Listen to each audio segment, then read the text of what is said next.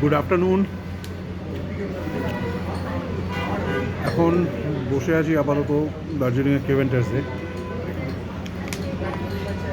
গ্লেন্সটা আগে ট্রাই, এবার ইচ্ছা ছিল একটু কেভেন্টার্সে ট্রাই করা খাবার,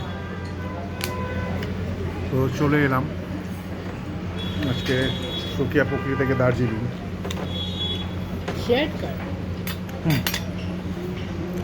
নিজের গাড়িটা না এনে থ্যাঙ্কফুলি सेपरेट है ना। শেয়ার কারে এসছি বাই গডস গ্রেস। 20 কিলোমিটার রাস্তা আসতে 2 ঘন্টা সময় লাগলো।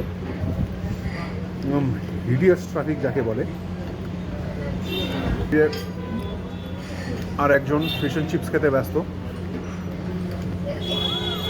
কেমন লাগছে কেভেন্টার্সের এখানকার অ্যাটমসফিয়ার অ্যান্ড অল? ভালো। ফুড কোয়ালিটি নাথিং স্পেশাল, ঠিক আছে, ঠিক আমার আছে। এক ফোঁটাও ঠান্ডা লাগছে না, এটাই বলতে চাই।